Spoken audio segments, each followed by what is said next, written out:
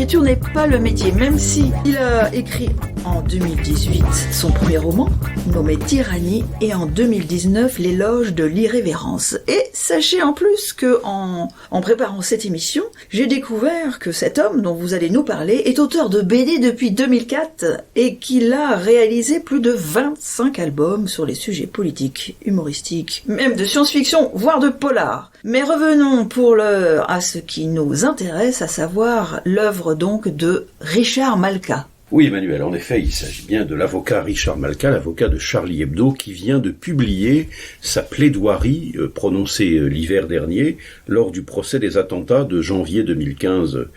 Charlie Hebdo, comme chacun sait. De l'Europe des Lumières à celle de l'obscurantisme. Richard Malka a raison d'affirmer que l'affaire des caricatures dépasse de loin le massacre commis par les frères Kouachi le 7 janvier 2015 dans la rédaction de Charlie Hebdo. Ou en tout cas que le traitement de ce dossier nous en dit beaucoup sur le modèle de société que nous envisageons pour notre avenir collectif. La liberté de critique des idées et des croyances, c'est le verrou qui garde en cage le monstre du totalitarisme, affirme Richard Malka. Mais c'est à nous de nous battre pour rester libres, nous et ceux qui nous succéderont. Voilà ce qui se joue aujourd'hui, nous dit encore Richard Malka. Dans sa plaidoirie, le défenseur de Charlie Hebdo a retracé la chronologie des événements. De 2004, l'année de l'assassinat de Theo van Gogh, néerlandais, à 2020 avec le procès des attentats de janvier 2015. Il explique notamment comment des imams danois ont falsifié la recension des caricatures publiées en septembre 2005 par le journal danois le Jyllands-Posten, provoquant une flambée de manifestations et de violences à travers le monde les mois suivants. Depuis lors, pour Richard Malka, nous avons cédé aux injonctions des islamistes.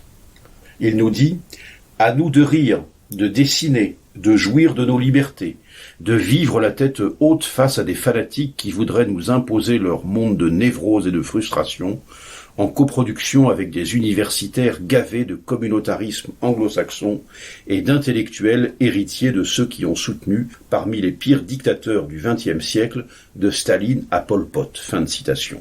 Pour illustrer son propos, Richard Malka dresse la liste de tous ceux qui ont, dans le meilleur des cas, estimé que Charlie Hebdo n'aurait pas dû se lancer dans la publication des caricatures. Bill Clinton, Kofi Annan, le pape François, mais aussi, côté droite, politique, Chirac, De Villepin, Douste Blazy, Don-Dieu de Vabre, Brice Hortefeux, Copé, Éric Raoult, Rachida Dati, Robert Ménard, Jean-Marie Le Pen, ou côté gauche, Elisabeth Guigou, Jean-Marc Ayrault, Laurent Fabius, Daniel Cohn-Bendit, Daniel Obono, Jean-Luc Mélenchon, etc.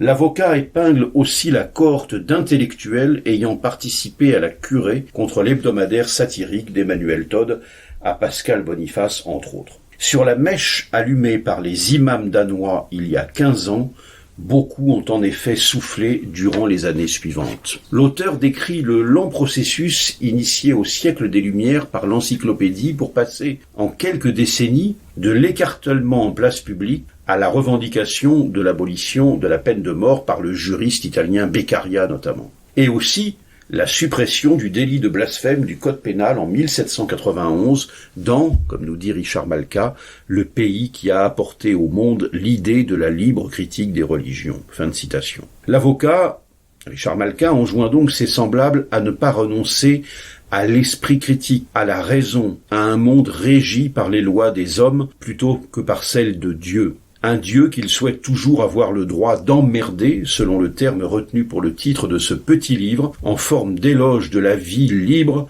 joyeuse et éclairée. Le défenseur de Charlie Hebdo refuse de s'accoutumer à l'idée que la rédaction d'un journal soit contrainte de vivre dans un bunker depuis des années maintenant, comme si le pays tout entier avait abdiqué devant la norme imposée par les fanatiques.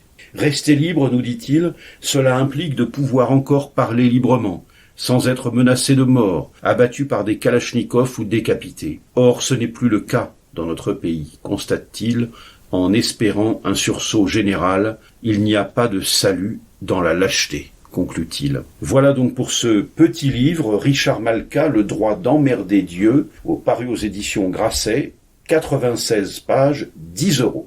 On peut dire, Philippe, qu'avec ce livre, vous frappez fort. Parce que, on va dire que Richard Malka rhabille un peu tout le monde pour l'hiver, remet les pendules à l'heure.